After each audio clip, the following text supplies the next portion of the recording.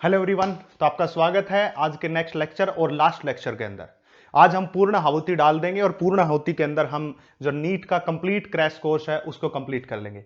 इसमें complete PYQ की series है ये और बहुत ही लंबे समय तक काम करने वाली है, क्योंकि 35 साल के लगभग 35 साल के क्वेश्चंस जो प्रीवियस है मैंने सारे कवर अप करने की कोशिश की है। और इन सब का फायदा यह है कि आपको पता चलेगा कि नीट में कैसे स्ट्रेजरी के क्वेश्चंस आते हैं, और सभी लेक्चर्स को मैंने कंप्लीट डिटेल के साथ और कम समय में, ताकि आपका ज्यादा समय बर्बाद ना हो, ये सारी कोशिशें की हैं।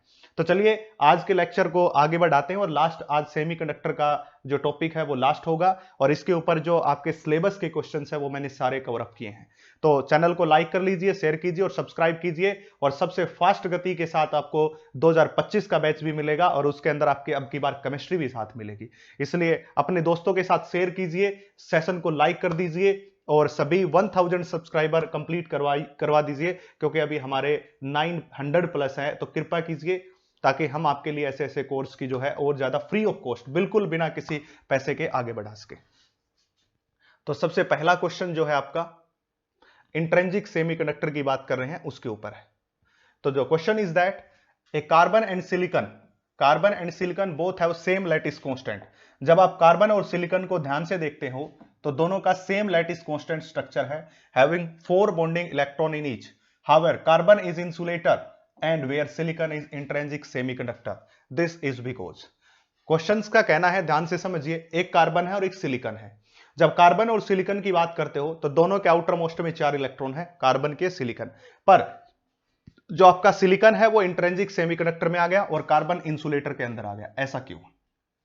सबसे पहली बात तो इनके एनर्जी गैप की बात करते हैं। तो कार्बन का जो एनर्जी गैप है, एनर्जी गैप माने वैलेंस बैंड और कंडक्शन बैंड के बीच में, वैलेंस बैंड और कंडक्शन बैंड के बीच का जो गैप होता है उसको एनर्जी गैप कहते हैं। वो कार्बन में ज्यादा होता है और सिलिकॉन में कम होता है। इसलिए कई बार ये क्वेश्चन भी पूछा गया है, जो कार्बन का इजी एनर्जी गैप वो ग्रेटर देन होता है, यानी कि कार्बन का गैप ज्यादा है किससे? जो है इजी ऑफ सिलिकॉन से। किसके केस से? अगर हम गैप की बात करें, सिलिकॉन से, जिसके कारण आपका जो है इंसुलेटर बन जाता है। पर यहां पे दूसरी स्टेटमेंट्स दे रखी हैं आपको। 2012 के अंदर ये क्वेश्चन पूछा गया था, in case of carbon the valence band is not completely fit at absolute zero temperature. बात सुनिए, क्योंकि दोनों के आउटर मोस्ट में 4 है तो ये रीजन नहीं हो सकता, वो तो दोनों केस के लिए एक होगा, तो गलत। In case of the carbon the conduction band is partially filled even at absolute, ये केस भी गलत है क्योंकि दोनों का स्ट्रक्चर सेम है। The 4 bonding electron in case of carbon lie in the second orbit, बिल्कुल 4 इलेक्ट्रॉन सेकंड ऑर्बिट में है, और whereas that of case of silicon they lying in third orbit, बिल्कुल करेक्ट बात है। जब कार्बन और सिलिकॉन को कंपेयर करोगे तो आउटर मोस्ट के जो 4 इलेक्ट्रॉन है वो सेकंड ऑर्बिट में है। सेकंड ऑर्बिट में होने के कारण जो सेंटर में बैठा हुआ पॉजिटिव चार्ज और सेकंड बोर्ड के इलेक्ट्रॉन के बीच का अट्रैक्टिव फोर्स ज्यादा है, जिसके कारण कार्बन के अंदर से इलेक्ट्रॉन को निकालने के लिए ज्यादा एनर्जी की रिक्वायरमेंट होती है, इसलिए उसका एनर्जी गैप भी ज्यादा होता है। बट जब बात करते हो थर्ड ऑर्बिट में होते हैं सिलिकॉन, इसलिए सेकंड ऑर्बिट के बजाय थर्ड ऑर्बिट दूर होती है, इसलिए अट्रैक्टिव फोर्स जो पॉजिटिव चार्ज सेंटर और 4 इलेक्ट्रॉन्स के बीच है वो कम है और आसानी से इलेक्ट्रॉन निकल जाता है, इसलिए वो किस में आता है? सेमीकंडक्टर में आता है। तो दोनों बातें और कंप्लीट कंसेप्ट को कवर अप यहां पे करके चलेंगे हम। और एनर्जी गैप क्या होता है? इजी एनर्जी गैप किस किस के बीच का गैप है भाई? एनर्जी गैप है वैलेंस बैंड, वैलेंस बैंड को ऐसे बनाओगे और इसको बनाओगे कंडक्शन गैप, ठीक है, इस तरह से। ऐसे क्यों कहा? क्योंकि ये कौन है? देखो ये कौन है? पीक है, पीक का मतलब मैक्सिमा, और ये किसका मैक्सिमा है? वैलेंस बैंड का मैक्सिमा है। और ये क्या है? ये है मिनिमा, और ये मिनिमा किसका है? कंडक्शन बैंड का मिनिमा है। इसलिए कई बार इस फॉर्मेट में क्वेश्चन पूछा जाता है कि that is what is energy gap? Energy gap is a gap between maxima of valence band and minima of conduction band. याद रखे भाई, maxima of valence band and minima, sorry, maxima of valence band and minima of conduction band, इसको भी हम क्या बोलते हैं? Energy gap बोलते हैं। तो ये क्वेश्चन आपको याद रखना है। Next question, at absolute zero silicon act as insulator की तरह, एब्सोल्यूट जीरो के ऊपर। क्यों एब्सोल्यूट जीरो पे? क्योंकि जब एब्सोल्यूट जीरो होता है तो टेंपरेचर बहुत कम है। एब्सोल्यूट जीरो का मतलब -273 डिग्री सेल्सियस। एक भी इलेक्ट्रॉन वैलेंस बैंड से जंप करके कंडक्शन बैंड में नहीं पहुंचा है। अगर एक भी इलेक्ट्रॉन वहां तक जंप करके नहीं पहुंचा, इसका मतलब वहां से कोई इलेक्ट्रिसिटी का कंडक्शन नहीं हो रहा, जिसके कारण वो इंसुलेटर बन गया। और ये क्वेश्चन 1988 के अंदर पूछा गया है भाई, याद रखें। क्वेश्चन नंबर 3 एक्सट्रिंसिक सेमीकंडक्टर पे क्वेश्चन आ गया और ये क्वेश्चन नीट 2021 के अंदर आया हुआ क्वेश्चन है भाई, ध्यान से देख लें। The electron concentration semiconductor is the same as hole concentration, यानी कि एक सेमीकंडक्टर में इलेक्ट्रॉन की कंसंट्रेशन होल की कंसंट्रेशन के बराबर है, इक्वल है, ठीक है। In p type semiconductor an external field is applied across each of them, compare the current in them. अब देखिए, जिसमें इलेक्ट्रॉन और होल की कंसंट्रेशन सेम है, होल की कंसंट्रेशन सेम है, इसके बाद एक्सटर्नल इलेक्ट्रिक फील्ड उसके ऊपर अप्लाई कर दिया, यानी कि उस कंडक्टर के ऊपर कौन अप्लाई कर दिया, इलेक्ट्रिक फील्ड अप्लाई कर दिया, तब compare the current, no current will flow P type, current will only flow in N type. ऐसा बिल्कुल नहीं होगा, क्योंकि करंट फ्लो करेगा दोनों में ही, या तो नहीं तो, इसलिए ये उत्तर तो गलत है। करंट इन एन टाइप और current in p type equal होगा, ये पॉइंट भी गलत है, क्योंकि जब आप इलेक्ट्रॉन की बात करते हो तो इलेक्ट्रॉन का जो मोबिलिटी होती है, इलेक्ट्रॉन की जो मोबिलिटी होती है वो क्या होती है, हाई, क्योंकि इनका मास कम है, ज्यादा होती है। और जो आपका होल बच गया, होल की मोबिलिटी क्या होती है, होल की मोबिलिटी होती है लो, इसलिए इलेक्ट्रॉन ज्यादा स्पीड से जाएगा, ज्यादा स्पीड से आएगा तो ज्यादा करंट को कंडक्ट करेगा, और होल जो है वो कम कंडक्ट करेगा, इसलिए एन टाइप सेमीकंडक्टर में करंट ज्यादा होगा as compare to P type semiconductor. क्यों हुआ ऐसा, क्योंकि आपको यहां पे मोबिलिटी के बारे में पता होना चाहिए, इलेक्ट्रॉन की मोबिलिटी ज्यादा होती है किससे, होल की मोबिलिटी से, इसलिए इलेक्ट्रॉन जो है वो ज्यादा स्पीड से जोड़ेंगे, इसलिए उसके अंदर करंट की वैल्यू भी क्या हो जाएगी, ज्यादा हो जाएगी। तो ऑप्शन नंबर डी बिल्कुल करेक्ट होगा, मोबिलिटी का फंक्शन है, ज्यादा मोबिलिटी होने के कारण, इलेक्ट्रॉन के फ्लो के कारण, क्योंकि एन टाइप सेमीकंडक्टर कौन होता है, जिसमें मेजॉरिटी चार्ज कैरियर इलेक्ट्रॉन्स होते हैं, और पी टाइप सेमीकंडक्टर कौन होता है, जिसके अंदर मेजॉरिटी चार्ज कैरियर्स होल्स होते हैं। एन टाइप सेमीकंडक्टर कब बनता है, जब आप पेंटावेलेंट इंप्योरिटी को ऐड करते हो, पेंटावेलेंट को, और होल मतलब पी टाइप का कब बनता है, जब आप यहां पे ट्राईवेलेंट इंप्योरिटी को ऐड करते हो। ये बात याद रखनी है भाई, साथ साथ में वो सारी बातें कवर करने की कोशिश कर रहा हूं जो आपके लिए इंपॉर्टेंट है, आपको काम में आएंगी। Question number 4, for a P type semiconductor which of the following statement is true. P type semiconductor की बातें चल रही हैं, आपको पता होना चाहिए कि ट्राइवेलेंट इंप्योरिटी और मेजॉरिटी चार्ज कैरियर इसके अंदर होल होता है। Electrons are majority charge carrier, बिल्कुल गलत। Electrons are majority charge carrier, गलत। Holes are majority charge carrier and trivalents atoms are dopant, बिल्कुल सही बात है। यहां पेंटावेलेंट दे दिया इसलिए गलत है। तो ट्राइवेलेंट डोपेंट होते हैं और होल्स जो हैं वो मेजॉरिटी चार्ज कैरियर हैं। नीट 2019 के अंदर ये क्वेश्चन पूछा गया था। क्वेश्चंस का लेवल यहां से देख लीजिए, बिल्कुल आसान है, और अब की बार भी आसान ही आएगा, मुश्किल बिल्कुल नहीं आएगा। अगला क्वेश्चन है मेंस 2011 का, मेंस 2011 का, तो जुड़े रहिए और कंप्लीट लेक्चर को देखना है, क्योंकि मैं यहां पे कोई मैजिक शो नहीं कर रहा हूं कि आप बीच बीच में से सीख लेंगे। आप कंप्लीट लेक्चर के साथ जुड़े रहोगे तो आपको ये फायदा होगा 100%। A pure silicon at 500 Kelvin, pure silicon है जो कितने टेम्परेचर के ऊपर है, 500 केल्विन टेम्परेचर के ऊपर है, ठीक है। Has equal number of electron and hole concentration, इसके ऊपर इक्वल नंबर ऑफ इलेक्ट्रॉन्स और इक्वल नंबर ऑफ होल की कंसेंट्रेशन है, ऐसा बोला गया। यानी कि जितने उसके अंदर इलेक्ट्रॉन है उतने ही उसके अंदर होल्स हैं, और दोनों की वैल्यू दे दी, दैट इज 1.5 इंटू 10⁻16 पर मीटर क्यूब, ये वैल्यू प्रोवाइड कर दी। Doping by indium increase to NH, NH को बढ़ा दिया, सपोज कीजिए NH को बढ़ा दिया, और NH की वैल्यू कितनी हो गई, NH की वैल्यू आपके पास हो गई, दैट इज 4.5 इंटू 10⁻22 पर मीटर क्यूब, यानी कि हमने उसके अंदर डोपिंग इंडियम की कर दी। अब इंडियम जानते ही समझ जाओ, इंडियम ट्राइवेलेंट इंप्योरिटी के अंदर आता है, जिसके कारण मैंने वहां पे NH लिखा है, NH इसलिए मैंने वहां पे लिखा है। द डोप्ड सेमीकंडक्टर इज, अब पहली बात तो जब ट्राइवेलेंट इंप्योरिटी डाली है तो डोप्ड सेमीकंडक्टर पी टाइप का होगा, तो इसमें एन टाइप है इसलिए उत्तर नहीं, एन टाइप इसलिए उत्तर नहीं, तो पी टाइप का होगा। तो आपको एलिमिनेट मेथड भी सिखा रहा हूं, तो दो पार्ट तो हो गए एलिमिनेट, ऐसे आप पहले ही एलिमिनेशन कर लीजिए ताकि आपके माइंड में फाल्स ना चीजें रहे। अब आपको क्या बताना है, कंसंट्रेशन ऑफ इलेक्ट्रॉन बतानी है। अब ये जो जब इक्वल थे तो ये तो किसकी वैल्यू होगी, Ni, सबको पता है जब Ne की वैल्यू NH के बराबर होती है तो उसको इंट्रिंसिक सेमीकंडक्टर कहते हैं, इसलिए ये होगी Ni। और फार्मूला पता है आपको, Ni square is equal to में Ne गुणा में NH, इसके बराबर होगा। अब Ni की वैल्यू ये दे रखी है आपको, तो 1.5 गुणा में 10 की शक्ति 16 और इसका कर दो स्क्वायर, ठीक है। अब बटे में कौन हो जाएगा, NH, NH की वैल्यू ये दे दी, दैट इज 4.5 गुणा 10⁻²2 इस प्रकार। इसको सोल्व करोगे तो आपके पास किसकी कंसेंट्रेशन आ जाएगी? इलेक्ट्रॉन की। अब मिला लीजिए जो भी उत्तर मिलेगा आपको। इसको सोल्व करना है 15 15 225 बटे 4.5, क्योंकि ये आपके किसकी कंसेंट्रेशन हो चुकी है? होल की। तो बटे में आ जाएगा, Ne की वैल्यू निकाल के और आप अपने उत्तर को मार्क कर लीजिए। 50% तो मैंने एलिमिनेट पहले से ही कर दिया है। अब आपको पता होना चाहिए कि नेपाल, पाकिस्तान, ऑस्ट्रेलिया सब भिखारी, ये होगा नाइट्रोजन, फास्फोरस, आर्सेनिक, बिस्मिथ, ये एंटीमनी, बिस्मिथ, ये पांचों की पांचों किस में आती है? पेंटावेलेंट इंप्योरिटी में आती है। एल्यूमिनियम, इंडियम, गैलियम, ये रहा इंडियम, एल्यूमिनियम, गैलियम, ये सभी की सभी किस में आती है? ट्राइवेलेंट में आती है। ये भी आपको साथ साथ याद होनी चाहिए, ताकि जब भी आप काम करो तो आपको ये कंसेप्ट बिल्कुल क्लियर होने चाहिए इनके regarding. Which one of the statement is false? नीचे दिए गई स्टेटमेंट्स में से कौन सी फॉल्स है? Pure silicon doped with trivalent impurity gives a P type semiconductor. बिल्कुल सही बात है। पी टाइप सेमीकंडक्टर बनाना है तो ट्राइवेलेंट इंप्योरिटी हमें डालनी पड़ेगी।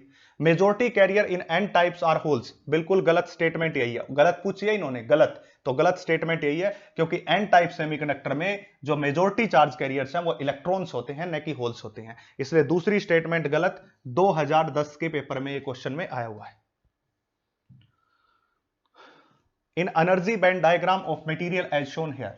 आपको ये एनर्जी बैंड डायग्राम दिखाया गया है इधर, ये आपको दिखाई दे रहा है एनर्जी बैंड डायग्राम इस तरह से। The open circle and field circle denote holes. देखिए जो ओपन सर्कल हैं ये होल्स को बता रहे हैं, और जो फिल्ड सर्कल हैं ये किसको बता रहे हैं? इलेक्ट्रॉन्स को। ठीक है, रिस्पेक्टिवली। द मटेरियल इज, ये मटेरियल कैसा होगा? अब एक बात सोचिए, इस मटेरियल को जानने के लिए आपको एक छोटी सी ट्रिक बताता हूं। अब आप इस लाइन को देखिए जरा, ये जो गैप होता है ये कितने का होता है? 0.04 इलेक्ट्रॉन वोल्ट का।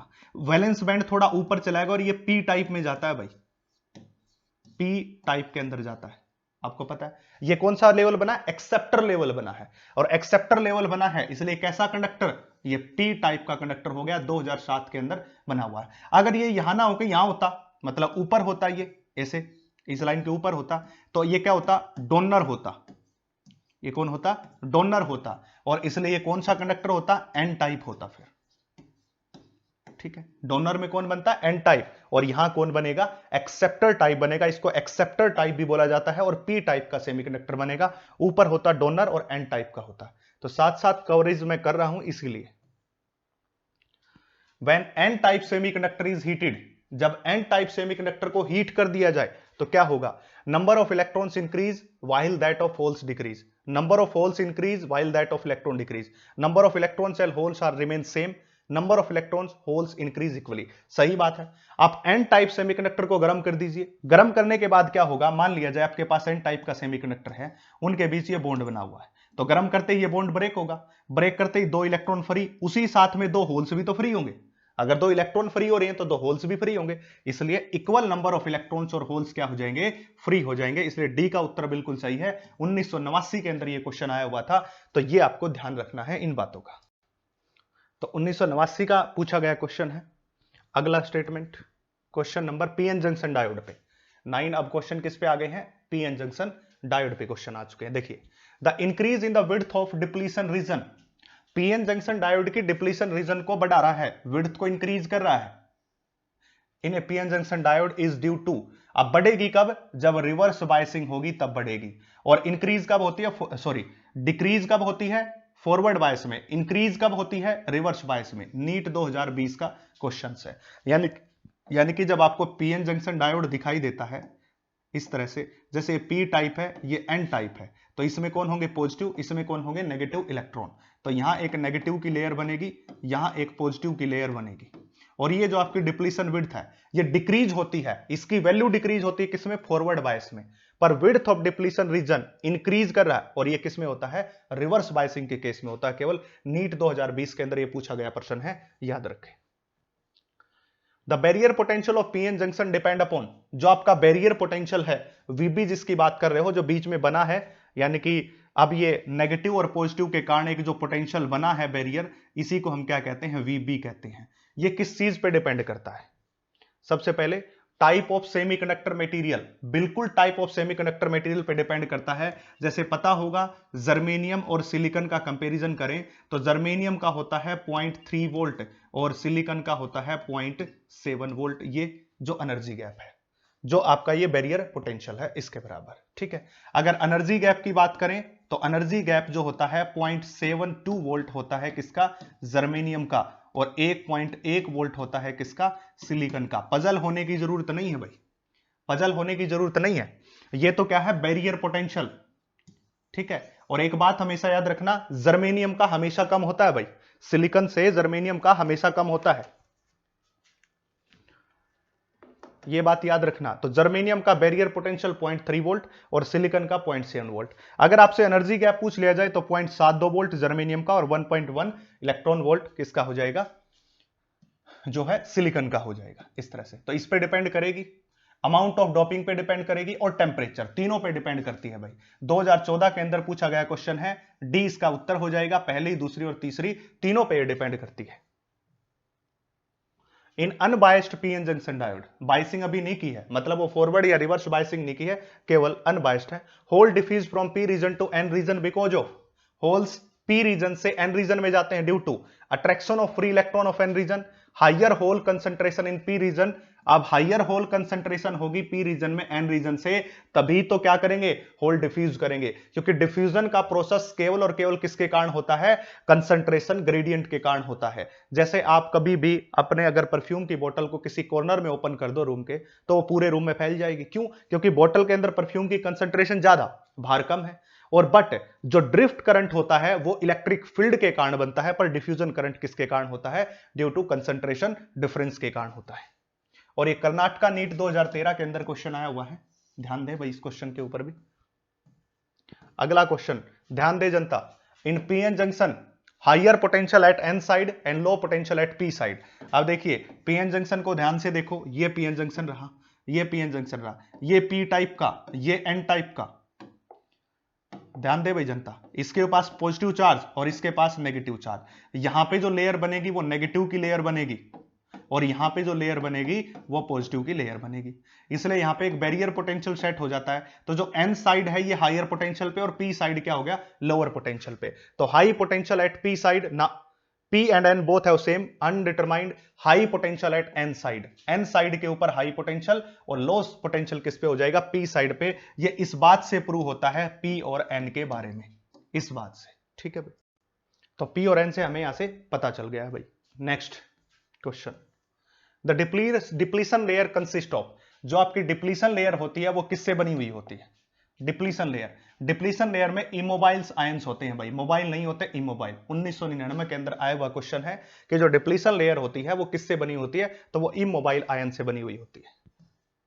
आज का लास्ट लेक्चर होगा, इसके बाद ये हमारा कंप्लीट जो सिलेबस है PYQ, 30 साल के जो PYQ है, 30 प्लस प्लस है, 35 तक मैंने कवर करने की कोशिश की है, वो सब कुछ है। तो इस सीरीज को लंबे समय तक चलने वाली सीरीज है, क्योंकि YouTube में कहीं पे भी 35 साल के नीट के PYQ नहीं करवा रखे हैं किसी ने भी, किसी ने 10 या किसी ने 5, मैंने कंप्लीट डाले हैं 30 से 35 साल के।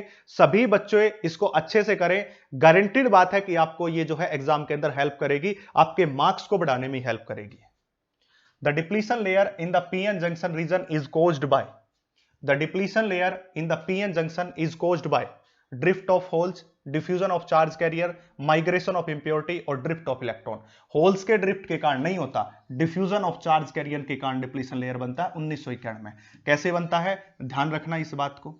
ये आपका पीएन जंक्शन है और ये कौन है, पी साइड, ये कौन है, एन साइड। पी साइड में होल्स की संख्या ज्यादा होती है, एन साइड में इलेक्ट्रॉन की संख्या ज्यादा होती है, इसलिए पी साइड के होल्स इस तरफ डिफ्यूज करते हैं और इलेक्ट्रॉन इस तरफ डिफ्यूज करते हैं, जिसके कारण यहां डिप्लीशन लेयर की क्या होती है, फॉर्मेशन होती है।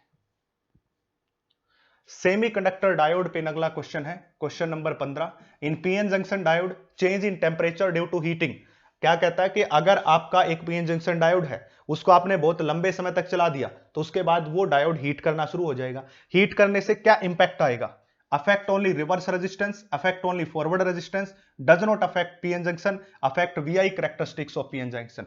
देखिए ओनली रिवर्स के लिए गलत है, फॉरवर्ड के लिए गलत है, ये भी गलत है, ये उत्तर ठीक है। 2018 के अंदर आया हुआ क्वेश्चन है, क्योंकि जैसे ही हीट होगा, हीट होते ही डायोड का रेजिस्टेंस चेंज होगा। अगर डायोड का रेजिस्टेंस चेंज होगा तो वो फॉरवर्ड को भी अफेक्ट करेगा और रिवर्स को भी अफेक्ट करेगा, क्योंकि जो रेजिस्टेंस है तो वो तो इक्वली अफेक्ट डालेगा। ऐसा तो नहीं है जब फॉरवर्ड बायस है तो उसका रेजिस्टेंस चेंज हो जाएगा और रिवर्स बायस में उतना ही रहेगा। हीटिंग के कारण जो उसका रेजिस्टेंस चेंज होया है वो फॉरवर्ड को भी अफेक्ट करेगा और रिवर्स बायस को भी अफेक्ट करेगा, इसलिए affect the overall VI characteristics of PN junction. अगला question, which one of the following represents the forward bias diode. NEET 2017 का क्वेश्चन है, देखिए 2006 से रिपीट होकर 2017 में आया। आप कहते हो जी पीवाई क्यू इंपोर्टेंट नहीं है, देख लीजिए पीवाई क्यू इंपोर्टेंट है। 2006 का 2017 में आके रिपीट हो गया। फॉरवर्ड बायस बताना है। फॉरवर्ड बायस में क्या होता है, एक पी सेक्शन होता है, एक एन सेक्शन। पी सेक्शन होना चाहिए हाई पोटेंशियल पे, किस पे होना चाहिए, हाई, और एन सेक्शन किस पे होना चाहिए, लो पोटेंशियल पे। अब सभी के पी और एन सेक्शन को मार्क कर लीजिए। ये इसका पी सेक्शन, ये एन सेक्शन, ये पी सेक्शन, ये एन सेक्शन, ये पी सेक्शन, ये एन सेक्शन, ये पी सेक्शन और ये एन सेक्शन। देखिए -4 -3, -4 कम है -3 से, इसलिए ये तो फॉरवर्ड नहीं होगा। -2 +2 तो ये ज्यादा हो गया, ये कम होगा, ये भी नहीं होगा। 3 वोल्ट 5 वोल्ट, ये ज्यादा हो गया, ये कम, ये भी नहीं होगा। ये 0 वोल्ट, ये -2। देखिए 0 बड़ा है -2 से, इसलिए फॉरवर्ड बायस, क्योंकि पी को क्या मिल गया, हाई पोटेंशियल, एन को क्या मिल गया, लो पोटेंशियल, इसलिए उत्तर हो जाएगा डी का। कई बार बच्चे क्या कहते हैं, बच्चे कहते हैं जी पी को पॉजिटिव दे दो, ऐसा पढ़ के आते हैं, एन को नेगेटिव दे दो, आ जाएगा आपकी फॉरवर्ड बायस। पर ये कंसेप्ट गलत है। सही कंसेप्ट क्या है, पी सेक्शन को हाई पोटेंशियल और एन सेक्शन को लो पोटेंशियल है। इसलिए जब बच्चे 4 और -4 और -3 देखते हो तो कहते हैं जी क्वेश्चन ही गलत हो गया, क्योंकि आपने कहा था पी को पॉजिटिव, एन को नेगेटिव। क्वेश्चन गलत नहीं है, आपने गलत पढ़ा हुआ है।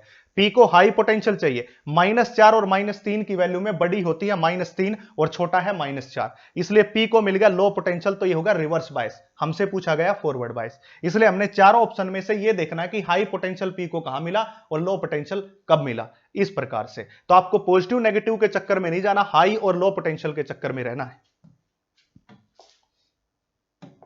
Next question, question number 17। The given circuit has 2 ideal diode connect as shown in the figure. आपको दिखाए गए सर्किट में 2 आइडियल डायोड हैं। देखिए 2 आइडियल डायोड्स हैं, तो 2 आइडियल डायोड्स आपको दिखाई दे रहे होंगे डायग्राम के अंदर। The current flowing through the resistor R, जो आपका रजिस्टर आर है उसके अंदर से कितना करंट फ्लो करेगा इस रजिस्टर आर के through, that is current flowing through the resistance R1 will be, इसके थ्रू पूछ रहा होगा भाई, इसके थ्रू। अब एक बात सोचिए, ये इस डायोड का पी सेक्शन, ये एन सेक्शन, ये पी सेक्शन, ये एन सेक्शन, इस तरह से होगा। और दोनों के दोनों कैसे हैं, आइडियल डायोड है। आइडियल डायोड का मतलब समझते हो, जिसका रेजिस्टेंस 0 है, जिसके रेजिस्टेंस 0 होते हैं उसको आइडियल डायोड बोला जाता है। अब जब ये बैटरी का पॉजिटिव टर्मिनल और ये बैटरी का नेगेटिव टर्मिनल, जब आप देखोगे तो इस डायोड के एन सेक्शन को पॉजिटिव टर्मिनल मिल गया। जब एन को पॉजिटिव मिल गया तो ये कैसा हो गया, रिवर्स बायस हो गया। अगर रिवर्स बायस है तो ये कंडक्ट ही नहीं करेगा, इसलिए इस रेजिस्टेंस का यहां कोई काम नहीं है। याद रखना, दोबारा से सिखा रहा हूं, पहले जब भी डायोड लगाओ सबसे पहला काम है चेक करना फॉरवर्ड बायस है या रिवर्स बायस है। अगर रिवर्स बायस है तो उसको हटा दो, उसका कोई काम नहीं है। उसको रखो चाहे ना रखो, वो कोई इफेक्ट नहीं डालेगा, क्योंकि इस ब्रांच में अगर ये रिवर्स बायस हो गया तो करंट ही कंडक्ट नहीं करेगा। क्यों, क्योंकि रिवर्स बायस के अंदर रेजिस्टेंस जो होता है डायोड का वो इंफिनिटी होता है आइडियल डायोड का, बट फॉरवर्ड बायस के अंदर रेजिस्टेंस 0 के बराबर होता है आइडियल डायोड का। अब नई सिचुएशन कैसी हो गई, नई सिचुएशन ऐसी हो गई, ये रेजिस्टेंस ये रहा और ये खत्म हो गया, केवल एक डायोड बचा आगे वाला, इस प्रकार से, जिसको आपने क्या कहा, D2 डायोड। और यहां रेजिस्टेंस कनेक्ट है 1, और इस पूरे सिस्टम को कनेक्ट कर दिया 10 वोल्ट की बैटरी से, और यहां रेजिस्टेंस 2 ओम का हो गया और यहां रेजिस्टेंस 2 ओम का हो गया। ठीक है, आइडियल डायोड है, इसलिए डायोड का रेजिस्टेंस किसके बराबर है, 0 के बराबर है, क्योंकि आइडियल केस है। मैंने अभी भी कहा आइडियल डायोड का रेजिस्टेंस 0, तो 2 ओम का रेजिस्टेंस ये, 10 वोल्ट की बैटरी ये, 2 ओम का ये, तो टोटल रेजिस्टेंस सीरीज में कितना हो गया, 4 ओम का। करंट निकालेंगे तो क्या हो जाएगा, V bar R is equal to I, तो V हो गया 10/4, तो उत्तर आ जाएगा दैट इज 2.5 एम्पियर के बराबर। तो उत्तर कितना हो जाएगा, 2.5 एम्पियर। और नीट सेकंड 2016 के अंदर आया हुआ है। तो मैं फिर से एक बार रिपीट कर दूं, सबसे पहला ही काम डायग्राम को देखते ही आपको क्या करना है, ये चेक करना है कि फॉरवर्ड बायस है रिवर्स बायस है। जिसमें रिवर्स बायस है उसको हटा दो ब्रांच से, उसका कोई काम नहीं, हमने भी यहां इसको हटा दिया है। Question number 18, consider the junction diode as ideal. ये जो आपको गिवन डायग्राम है इसमें डायोड को आइडियल मान लीजिए। The value of current flowing through the AB, A और बी वायर से कितना करंट आएगा। और 100% बच्चे इसको गलत करते हैं भाई, ए और बी से कितना करंट फ्लो करेगा अगर ये हमारा डायोड जो है वो आइडियल हो, ऐसा क्वेश्चन का कहना है। तो क्वेश्चन का कहना आइडियल डायोड है। अब ये देखो प्लस का 4 वोल्ट, यहां पे क्या है प्लस का 4 वोल्ट, माइनस का 6 वोल्ट, पी सेक्शन को हाई पोटेंशियल मिल गया, एन सेक्शन को लो पोटेंशियल मिल गया, इसलिए बाइसिंग कैसी हो गई, फॉरवर्ड बाइसिंग हो गई है। फॉरवर्ड बाइसिंग हो गई तो इसका मतलब इस रेजिस्टेंस को जो है वो काम कर सकता है। तो हम क्या करेंगे, potential that is potential at A, ठीक है, माइनस पोटेंशियल एट बी, ये रहा। और पोटेंशियल का फार्मूला क्या होता है, करंट गुणा में रेजिस्टेंस, और रेजिस्टेंस कितने का है, 1 किलो ओम का, हो गया। अब पोटेंशियल एट ए का कितना, 4 volt, minus potential at B का कितना है, माइनस का 6 वोल्ट। जो भी स्केलर क्वांटिटी है, स्केलर क्वांटिटी में जब भी आप रखोगे तो माइनस साथ में रखना पड़ेगा आपको। तो जैसे यहां -6 था तो -6 रखना पड़ेगा, और बटे में क्या 1 किलो, तो 10⁻³ और यहां आ गया करंट। तो -6 माइनस माइनस प्लस 10/10⁻³ क्या हो गया, 10/10⁻³ ऊपर जाएगा तो कितना हो जाएगा, 10⁻⁻2 एंपियर के बराबर। तो 10⁻2 एंपियर नीट 2016 के अंदर पूछा गया क्वेश्चन। और इसमें जो गलती करते हैं बच्चे वो क्या करते हैं, कहते हैं कि 4 में से 6 घटा दो, 2 बच गया, 2/10⁻³ कर दो, तो 2 मिली एंपियर करंट निकाल देते हैं, जो गलत है, बिल्कुल गलत है। स्टेटमेंट को ध्यान से समझो और उसके बाद क्वेश्चन को अप्लाई करोगे तो आपके क्वेश्चन निश्चित ही बनेंगे। जब भी आप क्वेश्चन को अटेम्प्ट करो तो सबसे पहला काम आपका है स्टेटमेंट को अच्छे से गो थ्रू होना, याद रखना। ये फ्री के नंबर है भाई, ये जो 3-4 यूनिट है लास्ट वाली, ये फ्री के नंबर है, इसमें आपको कुछ करने की जरूरत नहीं है। अगला diagram, in the given figure a diode D is connected to external resistance R is equal to 100 ohm से and EMF of 3.5 volt, the barrier potential developed across the diode is 0.5 volt, the current in the circuit. इसके across जो barrier potential हुआ है वो कितने का है, 0.5 volt का है। बैरियर पोटेंशियल कौन होता है, जब इस 3.5 वोल्ट के कारण इस डायोड में करंट जा रहा होगा तो उसको वो क्या करेगा, रोकने की कोशिश करेगा। मोटे तौर पे ये समझ लीजिए, क्योंकि वो इलेक्ट्रॉन के फ्लो को रोकता है तो करंट को भी रोकेगा, तो करंट को रोकने का काम करेगा, मतलब ये 3.5 वोल्ट इसके अपोजिट काम कर रहा है। अगर ये 3.5 वोल्ट 0.5 दोनों अपोजिट में है तो नेट जो V है, जो नेट वोल्टेज है, नेट V है, नेट वोल्टेज है, वो कितनी हो जाएगी, 3 वोल्ट हो जाएगी, ठीक। क्योंकि डायोड का जो पोटेंशियल है वो हमेशा उल्टा काम करेगा, इसलिए 3.5 में से 0.5 को माइनस करना पड़ेगा। और रेजिस्टेंस आपका कितना, 100 ओम है, तो बटे में रेजिस्टेंस कर दीजिए, कितना आ जाएगा, करंट आ जाएगा आपके पास। अगर करंट आया तो कितना आया, देखिए इसको ऊपर लेके जाओ तो 3 गुणा 10 की शक्ति -2। अगर मैं 0 से मल्टीप्लाई और 10 से नीचे डिवाइड कर दूं तो कितना हो जाएगा, 30 गुणा 10 की शक्ति -3, और इसी को लिखा जा सकता है 30 मिली एंपियर। तो इसका उत्तर हो जाएगा 30 मिली एंपियर। 2015 के नीट के एग्जाम में आया हुआ पूछा गया question. Question number 20, if a PN junction diode square input signal of 10 volt is applied as shown in the figure. 2015 के कैंसिल्ड एग्जाम में क्वेश्चन पूछा गया है और इसका कहना है कि हमने इस डायोड को ये स्क्वायर फॉर्म दे दी है, तो रिजल्ट का आउटपुट क्या होगा। आप ध्यान से समझिए बात, बड़े गौर से इस बात को समझना, बड़ा इंपॉर्टेंट क्वेश्चन है, ध्यान से समझो। जब पहले -5 वोल्ट जाएगा तो -5 वोल्ट इस डायोड के पी सेक्शन को मिलेगा और ये एन सेक्शन। जब डायोड के इस सेक्शन को -5 मिलेगा तो ये डायोड कैसा हो जाएगा, रिवर्स बायस, मतलब कंडक्ट नहीं कर पाएगा, बिल्कुल कंडक्ट नहीं कर पाएगा।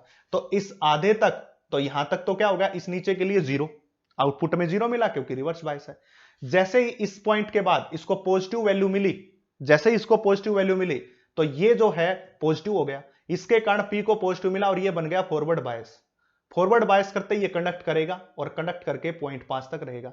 जब तक इसकी वैल्यू पॉजिटिव में रहेगी तब तक ये कंडक्ट करेगा, फिर से इसकी वैल्यू नेगेटिव हुई, फिर से रिवर्स बायस, फिर से कंडक्ट नहीं करेगा, तो डायग्राम हो जाएगा ये वाला सीधा सा, ठीक है। 5 वोल्ट के लिए करेगा। अब डायग्राम तो ये भी ऐसा ही है, पर यहां पे 10 वोल्ट लिखा हुआ है, ध्यान से देखें, देख लो ये 10 वोल्ट है, पर हमारा कौन सा होगा, 5 वोल्ट वाला उत्तर होगा। ये तो दोनों उल्टे हैं, ये तो हो ही नहीं सकते, नेगेटिव में चले गए, क्योंकि नेगेटिव के लिए तो कंडक्ट ही नहीं करेगा ना, नेगेटिव वैल्यू जाएगी तो पी को नेगेटिव मिला, रिवर्स बायस, रिवर्स बायस होते ही डायोड का रेजिस्टेंस क्या हो जाता है, इन्फिनिटी, आइडियल डायोड का। बार बार आपके सामने ये बात प्रस्तुत की जा रही है, इसलिए बी का उत्तर 2015 के कैंसिल्ड एग्जाम में पूछा गया था। नेक्स्ट क्वेश्चन देखिए, the two ideal diodes are connected to battery as shown in the circuit, the current supplied by the battery. अब आइडियल डायोड, ध्यान से देखिए, जब दो आइडियल डायोड लगा दिए तो सबसे पहला काम फॉरवर्ड और रिवर्स बायस चेकिंग करंट का। ये एन सेक्शन है, ये पी सेक्शन है, ये एन सेक्शन है, ये पी सेक्शन है। इस बैटरी का पॉजिटिव टर्मिनल एन को मिला, इसलिए ये कैसा हो गया, रिवर्स बायस हो गया। ये रिवर्स बायस है तो इस ब्रांच को खत्म कर दीजिए, इस ब्रांच का अब कोई काम नहीं है। इस पी को मिला कौन सा, पॉजिटिव, इसलिए ये हो गया फॉरवर्ड बायस, इसलिए इसका काम है। तो नया डायग्राम क्या बना, नया डायग्राम बना हमारे पास, दैट इज एक डायोड हो गया, दैट इज डायोड, और इसके आगे हमने ऐड कर दिया रेजिस्टेंस जो कि है 10 ओम का, और इसको कनेक्ट कर दिया किससे, बैटरी से। और इस बैटरी की जो वोल्टेज है वो कितनी दे रखी है, 5 वोल्ट। और डायोड कैसा है भाई, आइडियल डायोड है। आइडियल डायोड है मतलब इस डायोड का रेजिस्टेंस कितना होगा, 0 होगा। अब निकाल लीजिए करंट किसके बराबर होगा, वोल्टेज 5 बटे में 10, तो कितना आ जाएगा, दैट इज 0.5 एम्पियर, 0.5 एम्पियर। तो उत्तर कितने का हो जाएगा, 0.5 एम्पियर। 2012 के अंदर पूछा गया ये क्वेश्चन है। Question number 22, application of forward bias to PN junction diode. अब क्या करता forward bias, forward bias width की बात कर रहा, विड्थ को डिक्रीज करता, अभी बताया था। पीएन जंक्शन डायोड में अगर फॉरवर्ड बायस होगी तो जो विड्थ होगी डिप्लीशन रीजन की वो क्या होगी, वो हो जाएगी डिक्रीज, ठीक है। अगर यही रिवर्स बायस होता तो इस विड्थ को क्या कर देता, इंक्रीज, याद रखना। और ये विड्थ लगभग कितने की होती है, 1 माइक्रोमीटर के बराबर होती है, लगभग अप्रोक्सीमेटली। तो widens the depletion region, forward bias में गलत है, डिक्रीज करता है। Increase the potential barrier across, forward bias potential barrier को डिक्रीज करता है। Increase the number of donor on side और decrease the electric field at depletion zone. अब बात समझिए, अगर वो पोटेंशियल को घटाएगा, इसने क्या पोटेंशियल को घटा दिया, पोटेंशियल को घटा दिया तो इलेक्ट्रिक फील्ड को भी घटा दिया, तो उत्तर क्या हो जाएगा, डी का हो जाएगा।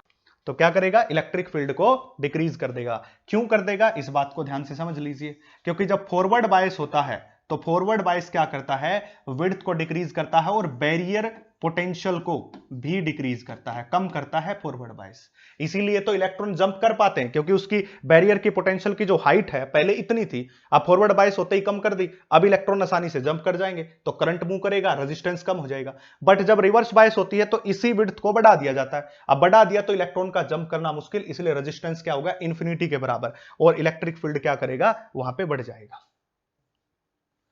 23, the barrier potential of PN junction diode does not depend upon temperature, diode design, forward bias, doping density. Diode के डिजाइन से उसको कोई मतलब नहीं है, टेम्परेचर पे डिपेंड करेगा, फॉरवर्ड बायसिंग पे करेगा, डोपिंग डेंसिटी पे करेगा। 2003 में पूछा गया क्वेश्चन है, पर डायोड का डिजाइन क्या है, उसके ऊपर सितारे बने हुए या नहीं बने हुए, उससे उसको फर्क ही क्या पड़ता है। For the given circuit of PN junction diode which is correct, आपको डायोड दिया गया है, इसके लिए करेक्ट बात क्या है, in forward bias voltage across R is V. जब ये डायोड फॉरवर्ड बायस होगा, जब ये डायोड फॉरवर्ड बायस होगा तो वोल्टेज जो है वो डायरेक्टली किसके अक्रॉस आ जाएगी, आर के across, that is V is equal to I into R. जितनी वोल्टेज है वो सारी की सारी किसके अक्रॉस आ जाएगी, resistance. In reverse bias, voltage across R is V. In forward bias, voltage across R is 2V. In reverse bias, voltage across R is 2V. बिल्कुल गलत बात है, पहली स्टेटमेंट जो कह रहा है वो बिल्कुल। तो आपको बता दिया गया 2002 के अंदर आया हुआ क्वेश्चन है। पहला फॉरवर्ड बायस के अंदर आपको उत्तर बता दिया गया था पहले ही, R is V, क्योंकि फॉरवर्ड बायस में इसका रेजिस्टेंस 0 है तो सारी वोल्टेज इस रेजिस्टेंस के अक्रॉस चली जाएगी। आइडियल पीएन जंक्शन डायोड की बातें चल रही है। क्वेश्चन नंबर 25, देखिए सेशन को लाइक कर दीजिए, शेयर कीजिए दोस्तों के साथ और चैनल को सब्सक्राइब कर दीजिए। The current in the circuit will be, circuit के अंदर करंट होगा क्या। मैं देखिए कभी भी ऐसे ही ना तो कोई सब्सक्राइबर आपसे मांग रहा हूं, ना मैं कुछ ऐसे कोई चीजें मांग रहा हूं। अगर आपको लगता है कि सेशन और क्वालिटी अच्छी है तो अपने आप आपका हाथ उस तरफ जाना चाहिए, शेयर ऑप्शन की तरफ और सब्सक्रिप्शन की तरफ, क्योंकि फ्री ऑफ कॉस्ट केमिस्ट्री का कोर्स भी इससे भी धाकड़ टाइप में हम लेके आएंगे। और गारंटेड बात है, आप जब 2025 का एग्जाम उस कोर्स को पढ़ के दोगे तो आपके जो क्वेश्चन है बिल्कुल आंखों के सामने वही होंगे जो वहां पे करवाए गए हैं।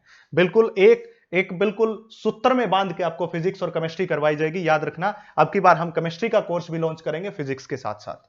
देखिए अब आपको इस सर्किट में करंट बताना। पहला काम, जब भी आपको दो डायोड दिखाई दे, जैसे कि दो डायोड दिखाई देते हैं तो तुरंत आपको क्या चेक करना होता है कि फॉरवर्ड और रिवर्स। वो बात है ना कि ये कोर्स लगा जाला तो लाइफ जिंगा लाला, तो ये लगा डाला तो लाइफ जिंगालाला, वही बात है, तो ये लगा डालो आपकी लाइफ जिंगालाला हो जाएगी। तो देखिए सबसे पहले पॉजिटिव टर्मिनल, इसके पी सेक्शन को पॉजिटिव मिल गया इसलिए फॉरवर्ड बायस, बट इसके एन सेक्शन को पॉजिटिव मिला है, घुमा दीजिए, एन सेक्शन को पॉजिटिव मिला इसलिए खत्म, इसका कोई काम नहीं। अब ये ऊपर वाला सर्किट ही नहीं है, सर्किट केवल एक है जिसमें 20 ओम का रेजिस्टेंस ये रहा, 30 ओम का रेजिस्टेंस ये रहा, पर करंट इन द सर्किट तो 20 ओम 30 ओम, अब ये क्या बन गया, करंट यहां से चल के यहां जाएगा और यहां जाएगा, पर ये रिवर्स बायस है, यहां जाने की कोशिश करेगा पर आगे इंफिनिटी अवरोध मिल गया इसलिए वहां जाएगा ही नहीं, वापिस आ जाएगा। तो 30 ये 20 ये टोटल कितना हो गया, 50 ओम का रेजिस्टेंस, टोटल कितना रेजिस्टेंस हो गया, 50 ओम का रेजिस्टेंस आपके सामने प्रस्तुत है। आगे क्या हो जाएगा, देखिए करंट पूछा है तो करंट हो जाएगा V by R, that is 5/50, तो कितना हो जाएगा 1/10 एंपियर उत्तर, 5/50 एंपियर, और इसी को तो क्या कहेंगे 1/10 एंपियर कहेंगे। इसी टर्म में आपसे क्वेश्चन को सीधा लिखवा लिया 5/50, 2002 के अंदर आया हुआ क्वेश्चन है भाई। क्वेश्चन नंबर 26, ध्यान दीजिएगा, from the flowing diode circuit which diode is forward bias, दिए गए डायोड में से कौन सा फॉरवर्ड बायस है। ध्यान दीजिएगा, बहुत कम समय में ज्यादा क्वेश्चन करवा रहा हूं, आपको बिल्कुल कंसेप्ट को अंदर से उखाड़ के आपके सामने पुट कर रहा हूं, प्रत्येक बात को बताया जा रहा है, ऐसी बात नहीं कि स्पीड के चक्कर में आपकी क्वालिटी को खत्म कर दिया, ऐसा बिल्कुल नहीं है। देखिए ये 0 वोल्ट है, ये 0 वोल्ट है और ये -2, आपको पता -2 से बड़ा 0 होता है, तो पी सेक्शन को हाई पोटेंशियल मिल गया, इसको लो पोटेंशियल, फॉरवर्ड बायस की कंडीशन आ गई पहले ही, आपको पहले ही बताया गया था, आपको हाई पोटेंशियल और लो पोटेंशियल चेक करना होता है। इसकी बात करोगे तो 0 छोटा होता है और 2 बड़ा होता है, इसलिए ये क्या होगा, रिवर्स बायस। इसकी बात करोगे तो 5 volt, which diode is forward bias condition. अब इसकी बात करो, ये -5 ये -2 के बराबर है, तो आपको पता होना चाहिए कि माइनस का जो 2 वोल्ट है, माइनस का 2 वोल्ट है ये बड़ा है और -5 वोल्ट छोटा है, इसलिए ये भी क्या हो जाएगा, रिवर्स बायस में। अब नेक्स्ट है 5 वोल्ट और 2 वोल्ट, अब इस क्वेश्चन के अंदर तो मुझे लगता है फॉल्ट, क्योंकि ये 0 वोल्ट बड़ा है -2 से, इसलिए ये भी फॉरवर्ड बायस और ये भी फॉरवर्ड बायस, तो इसका ए ऑप्शन भी सही है और डी ऑप्शन भी सही है, क्योंकि पी को +5 मिला, यहां क्या मिला, एन को 2 मिला, इसलिए दोनों के दोनों ए और डी किस में आएंगे, फॉरवर्ड बायस, तो उत्तर कौन आएगा, ए और डी, दोनों उत्तर इसके आएंगे भाई।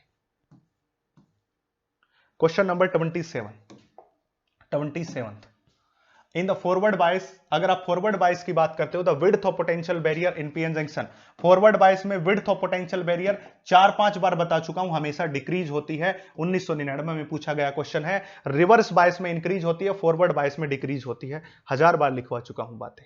इन junction diode holes are, junction diode holes are extra electron, protons, neutron, missing of electrons क्या होते हैं, बड़ा इंपॉर्टेंट क्वेश्चन है, 1999 में पूछा गया है, ऐसा क्वेश्चन आ सकता है। एक्स्ट्रा इलेक्ट्रॉन होते हैं, गलत बात है, प्रोटॉन होते हैं, गलत बात है, न्यूट्रॉन होते हैं, गलत बात है, मिसिंग ऑफ इलेक्ट्रॉन्स को ही क्या कहते हैं, होल्स कहते हैं, याद रखना।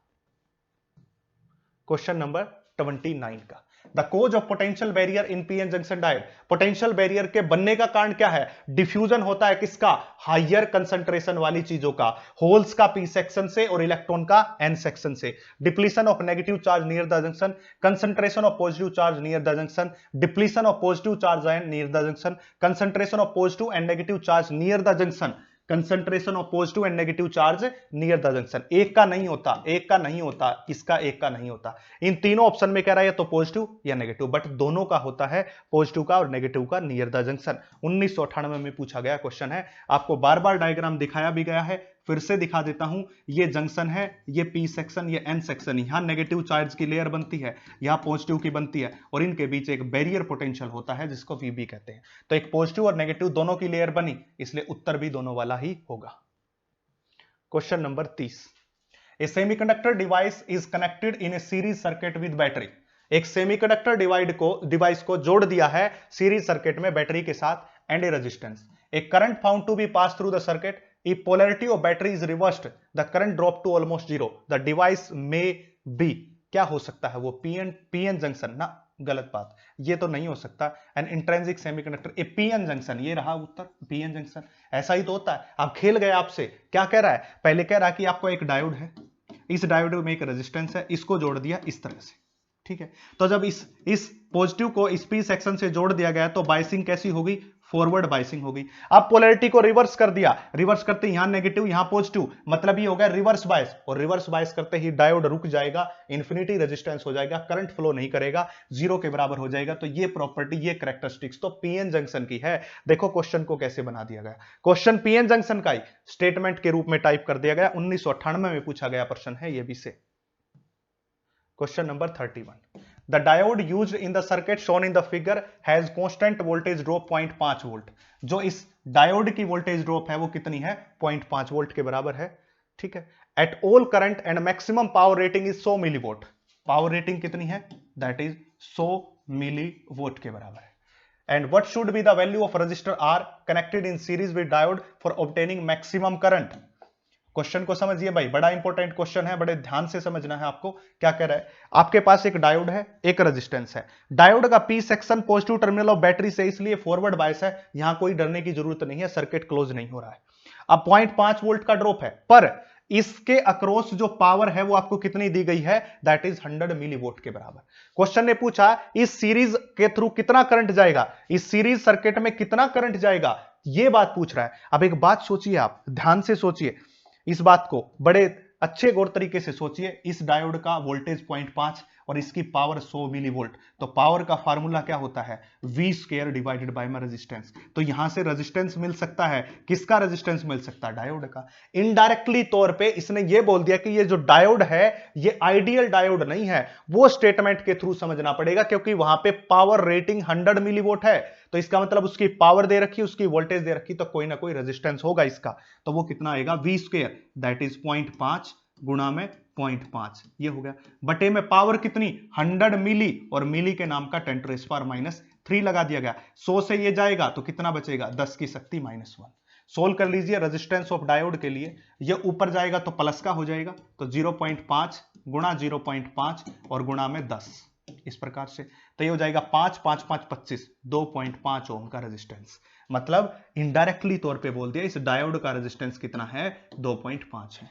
डायोड का रेजिस्टेंस 2.5, आर की वैल्यू को निकलवा रहा है, आर की वैल्यू को निकलवा रहा है। डायोड का रेजिस्टेंस निकाल चुके हैं 2.5, बट आर नहीं दे रहा, क्वेश्चन को लंबा बना दिया। कैसे बना दिया, अब आप दूसरा फार्मूला लगाइए, that is power is equal to V into I के बराबर। अब पावर कितने की, 100 मिलीवोल्ट, मिली के नाम का 10⁻³ बटे में वोल्टेज कितनी 0.5, इसको लिखा जा सकता है 1/2। सोल्व करोगे तो कितना आ जाएगा, 2 गुणा 10⁻⁻1 आ गया। तो इसको सोल्व किया तो करंट की वैल्यू क्या आ गई, 0.2 एम्पियर। अब जरा ध्यान से सोचो, बड़े ध्यान से सोचो कि करंट जो है सीरीज में सेम होता है, करंट सीरीज में सेम होता, तो पूरे का करंट हमें पता चल गया, पूरे की वोल्टेज हमें पता है, तो पूरे का रेजिस्टेंस क्या होगा, टोटल रेजिस्टेंस, आर रेजिस्टेंस तो एक है, और प्लस में किसका 2.5 ओम डायोड का। देखिए आर रेजिस्टेंस प्लस में डायोड का रेजिस्टेंस कितना 2.5, तो टोटल रेजिस्टेंस ये हो गया, ठीक है।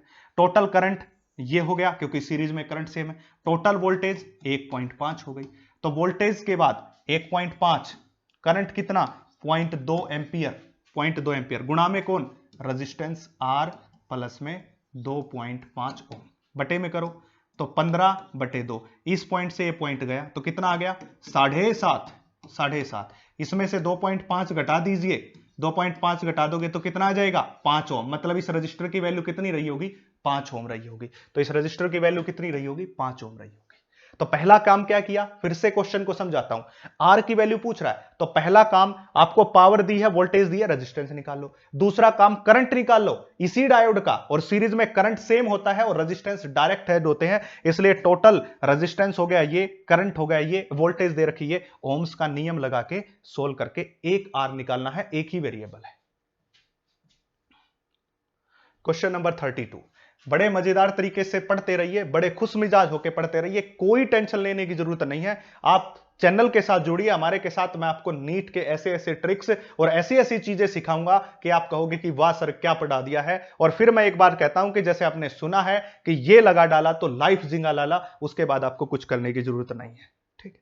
तो उससे पहले मोटिवेशन हमें भी इस बात से मिलता है जब हमारे साथ कनेक्ट होते हो। तो ये पूरी मेहनत, इतने पूरे पूरे लेक्चर 2-2 घंटे के लिए आपके लिए रिकॉर्ड किए जा रहे हैं। मैं पर्सनली मेहनत कर रहा हूं। आपने देखा होगा कि मेरे पास कोई इतना पैसा या मैं बहुत अमीर व्यक्ति नहीं हूं, नॉर्मल सा व्यक्ति हूं। सिर्फ आपके लिए मेहनत इसलिए कर रहा हूं क्योंकि मैंने भी ये चीजें फेस की हैं और मैं चाहता हूं कि आप जैसे बच्चे जो इतनी फीस को अफोर्ड नहीं कर पाते वो इसको फेस ना करें।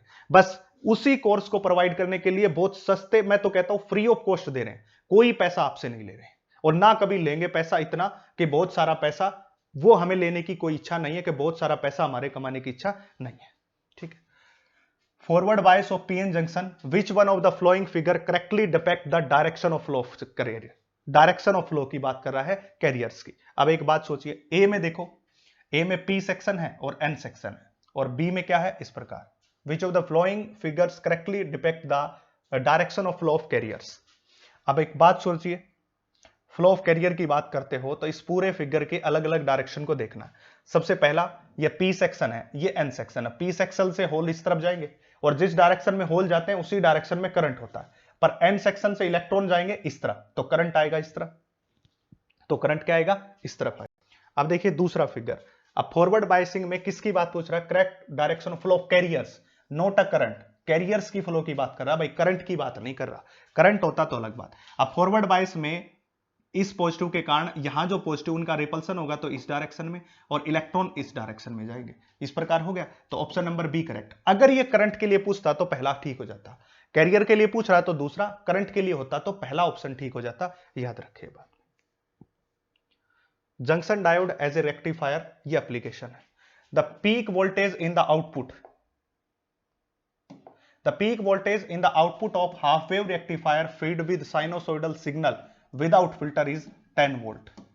विदाउट फिल्टर, कोई फिल्टर का यूज नहीं किया। अलग अलग टाइप के फिल्टर होते हैं, सी फिल्टर, पाई फिल्टर, एल फिल्टर, कोई नहीं लगा। The DC component of output, अब आपको पता होना चाहिए, एक तो हाफ वेव और एक फुल वेव। इसके आउटपुट का फार्मूला होता है that is 2 V naught by pi, पर ये हाफ वेव है इसलिए यहां से 2 हट जाता है, और इसका होता है कितना 2 वी नोट बाय में पाई। ये वही वैल्यू है जो एवरेज करंट की है, और डीसी की वैल्यू एवरेज करंट के बराबर ही ली है। V naught by pi half के लिए और फुल के लिए होगी तो 2 वी नोट बाय पाई, तो यहां पे हो जाएगा 10 बटे पाई के बराबर उत्तर, तो 10 बटे पाई वोल्ट ये उत्तर आ जाएगा।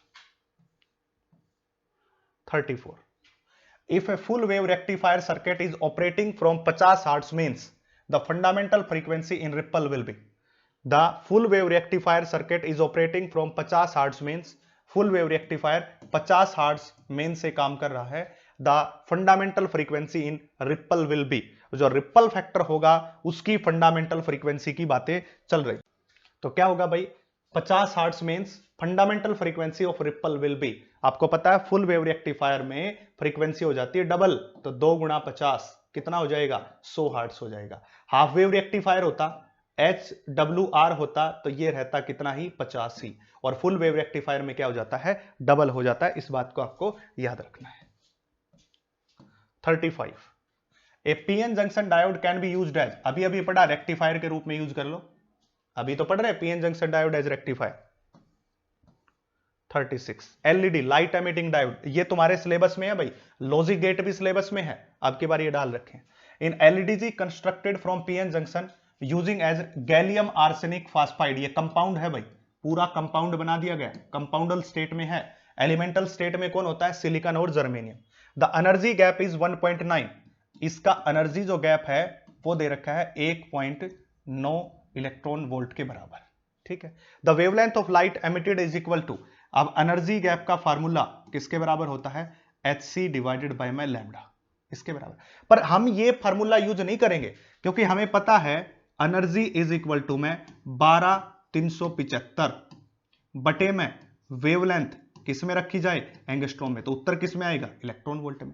पर अब की बार ये क्या पूछ रहा है वेवलेंथ पूछ रहा है, लैम्डा पूछ रहा है, लैम्डा किस में उत्तर आएगा एंगस्ट्रॉम में, उधर कौन रखें दैट इज 12375 बटे में एनर्जी कितनी है 1.9, उत्तर आ जाएगा, डिवाइड कर लो। उड़ीसा नीट 2019 के अंदर ये आपने कहां पढ़ा था, ये हमने ड्यूल नेचर ऑफ रेडिएशन में भी यूज किया है, एटम्स एंड न्यूक्लियाई में भी यूज किया है, इसलिए इस फार्मूले की बड़ी अहमियत है, इसको याद रखना आपको।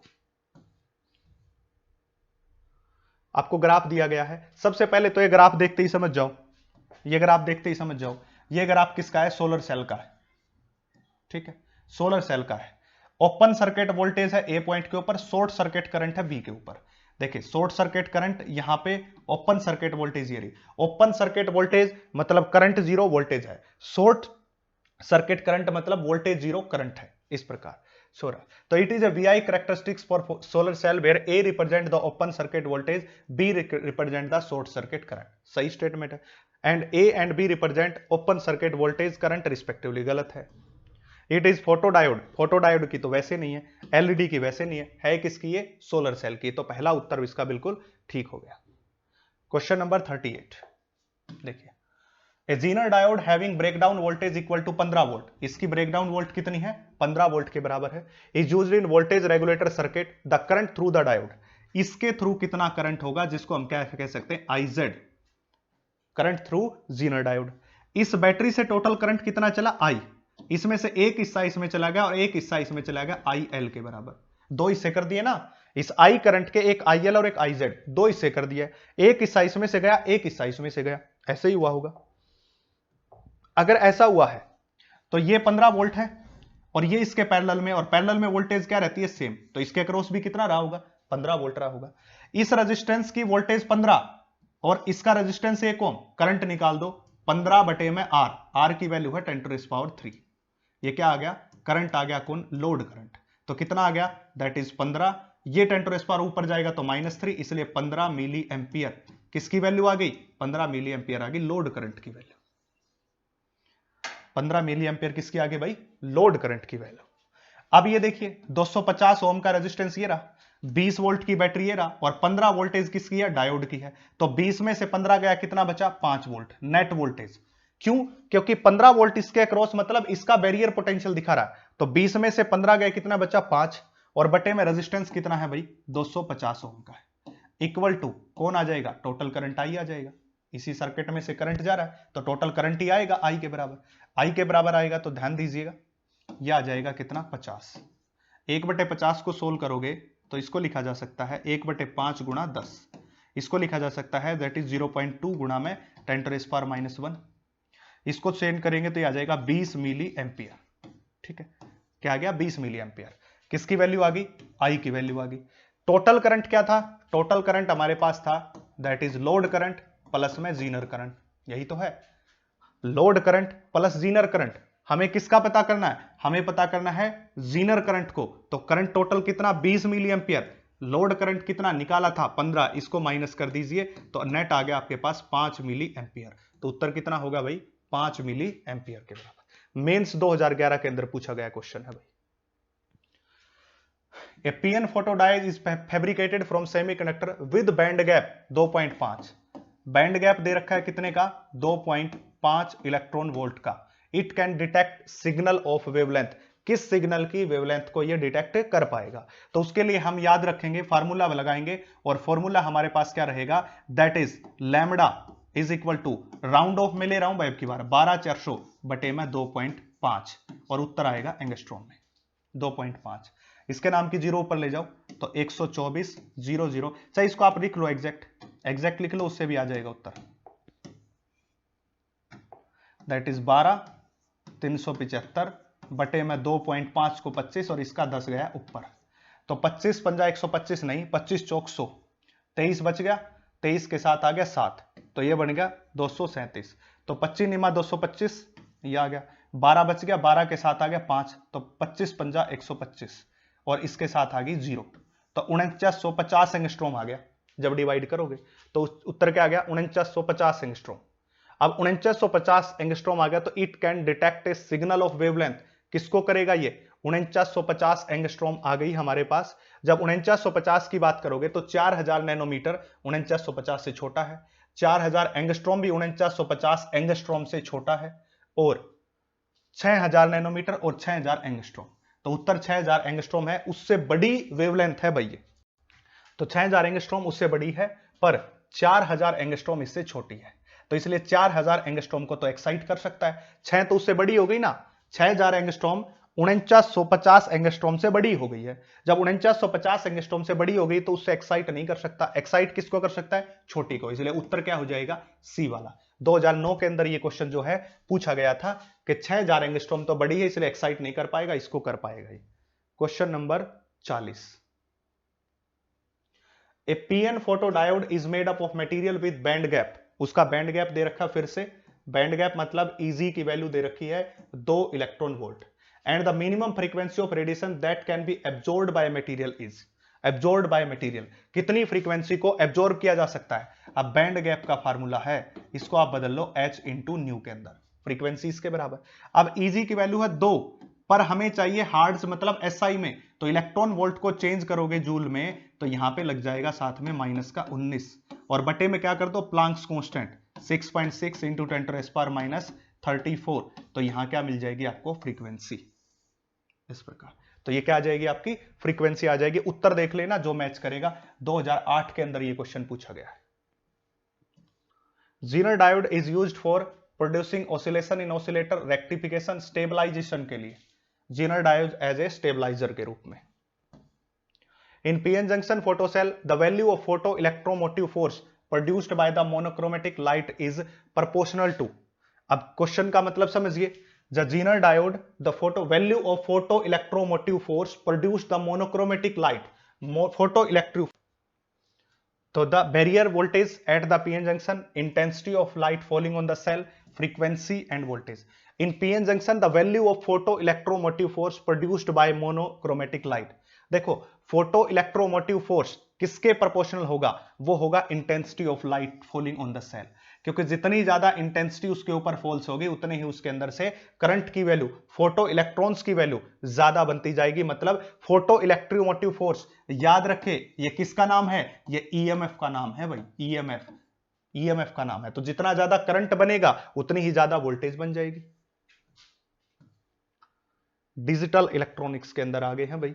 ये क्वेश्चन नीट 2021 के अंदर आया हुआ क्वेश्चन है। अब हम पहुंच गए लॉजिक गेट के ऊपर। लॉजिक गेट के क्वेश्चंस आ गए। For the given circuit input digital applied at the terminal A and B and C, यहां पे अप्लाई कर दी। What would be the output at terminal? Output क्या होगी? ध्यान से समझिए। सबसे पहले A B B zero, B B zero, C B zero. इस डायोड का नाम है एंड, और इसका नाम है नैंड, पता ही होगा आपको। और ये डायोड हो गया और, इस तरह से हो गया। सबसे पहले यहां भी जीरो, यहां भी जीरो, यहां भी जीरो, तो यहां कौन पहुंचेगा? जीरो। यहां जीरो पहुंचेगा, यहां भी जीरो पहुंचेगा, यहां भी जीरो, यहां भी जीरो, हर जगह जीरो।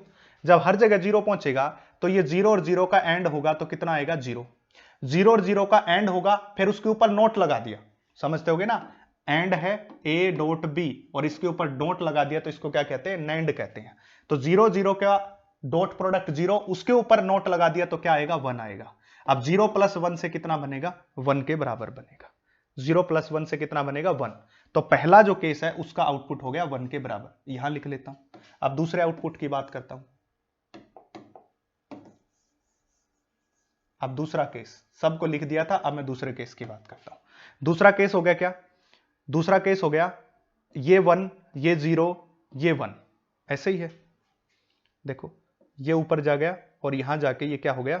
1 के बराबर। तो हम t1 टाइम की बात कर रहे हैं। t1 टाइम पे इस पॉइंट पे ये तो हो गया 1, ठीक है। और इसके बाद ये कौन रहा? ये 0 ही रहा। और ये तीसरा क्या हो गया है? ये भी हो गया हमारा 0 से 1 हो गया है, ठीक है। जब ऐसी सिचुएशन मिल रही है तो 1 यहां पे आएगा और 0 यहां पे आएगा। 1 और 0 का प्रोडक्ट क्या हो जाएगा? 0। अब 0 यहां पे और 1 यहां पे, 1 यहां पे और 0, तो इनका क्या हो जाएगा? 0, और इसका प्रोडक्ट हो जाएगा 1। फिर से 0 + 1 को करोगे तो उत्तर फिर से क्या आया? 1 के बराबर, फिर से 1 के बराबर। अब तीसरी सिचुएशन को सेंड कर रहे हैं यहां पे आ गया कौन? 0। ये कौन बन गया? 0। ये कौन बन गया? 1। और ये तीसरा क्या बन गया? फिर से 1 ही, 1 से क्या बन गया? 0। ये 0 बन गया, ये 1 बन गया। यहां से कौन गया? 0। यहां से कौन गया? 1। देखिए 1 चला गया। अब 1 चला गया तो यहां भी 1 जाएगा, और यहां से 0 गया तो यहां 0। तो 0 और 1 से क्या मिला? 0 मिला। 1 और 0 से क्या मिलेगा? 0, और उसका नोट कर दिया तो 1 मिलेगा। फिर से क्या आ गया? 1। तो हमेशा 1 आ रही, तो इसलिए देखो ये आउटपुट आपको दिखाई देगी। ये आपको आउटपुट दिखाई देगी 5 वोल्ट। देखो तीनों केस में आ गया। देखो पहले केस में था, ठीक है, पहले केस में था, पर दूसरे केस में 0 तो गलत हो गया, क्योंकि दूसरे केस में भी तो 1 ही आना चाहिए था। इसमें क्या है 0 वोल्ट पे है, पर पहले केस में 1 था, मतलब 5 वोल्ट, ये वैसे ही 0 हो गया। अच्छा तीसरा, पहले केस में 0 पर पहले केस में तो 5 था, मतलब 1 था, तो ये भी कैंसिल। तो उत्तर क्या बच गया, सी वाला। ठीक है, ऐसे चेक करना। पहले आप आउटपुट देख लीजिए, आउटपुट 1 1 1 आ रही है। 1 1 का मतलब है यहां 5 वोल्ट, 1 का मतलब क्या 5 वोल्ट। देखिए इसमें 0 दिखा रहा है, पर हमारी 1 आई थी इसलिए गलत। इसमें 0 दिखा रहा, हमारी 1 आई थी इसलिए गलत। इसमें पहले पे 1 आई, पर दूसरे पे 0 दिखा दी, पर हमारी दूसरे पे भी 1, तीसरे पे भी 1, ये भी गलत। तो एक ही ऑप्शन बच गया इसका। फॉर द लॉजिक सर्किट, अब नेक्स्ट क्वेश्चन में आपको जो लॉजिक सर्किट दिखाया गया है, ध्यान से देखिए। The truth table is logic circuit. ये कौन है जी, ये है नोट गेट। ये कौन है जी, ये नोट गेट है। ये गेट कौन सा है, नोर गेट। इसके आगे डॉट लगा हुआ ना ऐसे। तो ट्रुथ टेबल देखिए, अगर सबसे पहले 0 0 को भेजो, ए और बी को 0 करो, तो 0 का उल्टा 1, 0 का उल्टा 1, 1 प्लस 1 नोर है। नोर का क्या होता है, ए प्लस बी और उसके ऊपर डॉट। तो 1 प्लस 1 कितना होगा 1, और इसके ऊपर नोट लगा दिया तो 0। 0 0 को करने के बाद 0, 0 0 को करने के बाद 1 है, इसलिए उत्तर नहीं हो सकता, ये नहीं हो सकता, क्योंकि 0 0 का उत्तर 0 आना चाहिए, इन दो में है। दूसरा ले लो 0 और 1, इसको 0 कह दिया, और इसको क्या ले लो 1 ले लो। देखो दूसरे उत्तर में ए को 0 ले लिया, इसको 1 ले लिया, ठीक है। तो इस 0 का उल्टा करके 1, इस 1 का उल्टा करके 0, 1 प्लस 0 कितना होगा 1, 1 का उल्टा करके फिर से 0, तो उत्तर 0 आना चाहिए। यहां मैं देखो 1 निकाल दिया, तो ये उत्तर हो गया। दूसरे केस में भी 0 आना चाहिए ना, इन्होंने 1 बना दिया, इसलिए उत्तर क्या हो गया हमारा, ए वाला ऑप्शन हो गया करेक्ट। और ये क्वेश्चन कब आया हुआ है, नीट 2020 के अंदर आया हुआ है। Question number 45, the correct boolean operation represent by the circuit diagram drawn is. जो आपको दिया गया है इसमें आपको करेक्ट बुलियन एक्सप्रेशन बता। The correct boolean operation represent by the circuit diagram drawn, nor gate होगा, एंड गेट होगा, और होगा या नैंड होगा। अब बात समझिए, इस बात को समझिए। अगर यहां ऑपरेशन 0 है, मतलब इसको क्लोज कर दिया, यहां भी ऑपरेशन 0 है, मतलब इस सर्किट को ओपन रखा है, बंद नहीं किया है। तो 0 0 है, तो 0 0 के बाद आउटपुट में क्या मिलना चाहिए, 0 0 के बाद देखो, अगर मैं इसका एंड गेट बनाऊं तो 0.0 कितना आएगा 0, और इसका ऊपर 1 कर दिया तो उत्तर आ गया 1, मतलब एलईडी वाई क्या करेगी, ग्लो करेगी। ठीक है, अब देखो जब यहां से इस सर्किट को कट ऑफ कर दिया तो ये 6 वोल्ट डायरेक्ट एलईडी को मिल रहा है, ध्यान से समझना। जब इसको ओपन कर दिया, जब इसको ओपन कर दिया, ओपन करते ही इस 6 वोल्ट का एक करंट तो इधर आना था, पर ओपन होते ही करंट नहीं आएगा, यहां से भी करंट नहीं आएगा, तो डायरेक्ट करंट एलईडी को मिला, मतलब एलईडी क्या करेगी, ग्लो करेगी, ग्लो करेगी। तो 0 0 का रिजल्ट 1 आया, जो नैंड गेट का होता है इस प्रकार से। नॉर गेट का 0 प्लस 0 का 1, इसका भी हो सकता है, इसका, इन दोनों का नहीं हो सकता, इसलिए दोनों उत्तर गए, या तो ये होगा या होगा। दूसरा, अगर मैं यहां से 0 रख दूं पर यहां से 1, इसको क्लोज कर दिया, इसको क्लोज किया, इसको क्लोज करते ही 6 वोल्ट का करंट यहां से चलना शुरू हुआ, पर ये ओपन है, यहां से करंट आगे नहीं जाएगा, करंट फिर से यहां आया, फिर से आया तो फिर से ग्लो करी, मतलब 0 और 1 को मिला दिया जाए तो 0 आएगा, और उसके ऊपर बार लगा दिया गया तो 1 ग्लो करेगा। नॉर गेट का एक्सप्रेशन करोगे तो 0 प्लस 1 कितना होगा 1, और उसके ऊपर बार आ गया तो 0, इसका उत्तर कितना आना चाहिए, 0 आना चाहिए, बट हमारा क्या आया 1, जो किसका है, नैंड गेट का एक्सप्रेशन है एग्जैक्टली।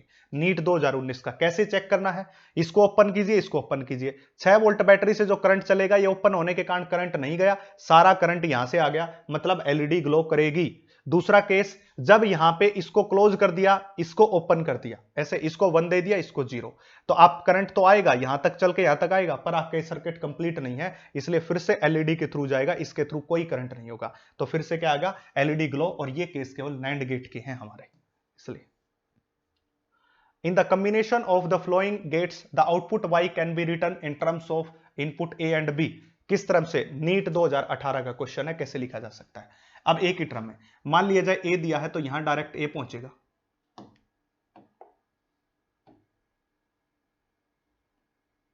यहां डायरेक्ट कौन पहुंचेगा, ए। यहां बी दिया है तो यहां पहुंचेगा बी, और बी का नोट कर दिया तो यहां पहुंचेगा बी का बार, ऐसे ध्यान से देखिए, बी का नोट कर रखा है, ये लाइन ऊपर से कनेक्ट कर रखी है तो यहां कौन पहुंचेगा, ए का नोट कर दिया तो यहां पहुंचेगा ए बार, बी को डायरेक्ट यहां सप्लाई कर रखा है, इसलिए यहां कौन पहुंचेगा, बी, इस प्रकार पहुंचा लिया। अब ये कौन है, एंड गेट है, एंड गेट है तो ए और बी बार, तो ये हो जाएगा ए डॉट बी बार मिल गया। यहां से कौन है ए बार प्लस बी, तो यहां पे भी ए बार डॉट बी, क्योंकि ये भी एंड गेट ही है इस प्रकार। फिर आउटपुट में क्या होगा, ये कौन है और गेट, केवल प्लस करेगा, तो A dot B bar plus A bar dot B इस प्रकार। तो ये हमारे पास एक्सप्रेशन हो गया ये वाला बी वाला। नीट 2018 का क्वेश्चन है, एक्सोर गेट का एक्सप्रेशन भी कुछ ऐसा ही होता है, A dot B bar plus में A bar dot B, XOR gate का एक्सप्रेशन है और इस एक्सोर गेट को ही बनाया हुआ है यहां पे। The given circuit network is equivalent to, दिया गया सर्किट किसके इक्विवेलेंट है भाई, ये बताना है, दिया गया सर्किट किसके इक्विवेलेंट है। देखिए ए और बी है और ये कौन सा गेट है, नोर गेट है भाई, कौन सा गेट है ये नोर।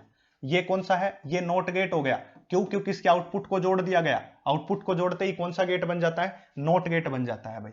बाहर जो आया ये भी कौन है भाई, ये भी नोट गेट है। अब बनाइए एक्सप्रेशन को जरा, इसको करोगे यहां ए प्लस बी और उसके ऊपर बार, क्योंकि और गेट का एक्सप्रेशन क्या होता है, ए प्लस बी होता है, उसके ऊपर बार लगा दोगे तो किसका एक्सप्रेशन बन जाएगा, नोर का।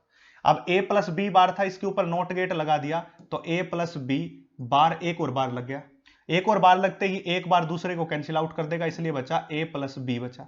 फिर आगे फिर से नोट आ गया, तो ये बनेगा ए प्लस में बी, फिर से बार, ए प्लस बी के ऊपर बार लगा दिया, तो गेट कौन सा हुआ, गेट हुआ नोर गेट, इसलिए उत्तर क्या आ जाएगा, नोर गेट आ जाएगा। तो इस प्रकार से आपको ये क्वेश्चन करना है, इसका फिर से जो उत्तर बना वो जो है आपका नोर गेट बन गया भाई।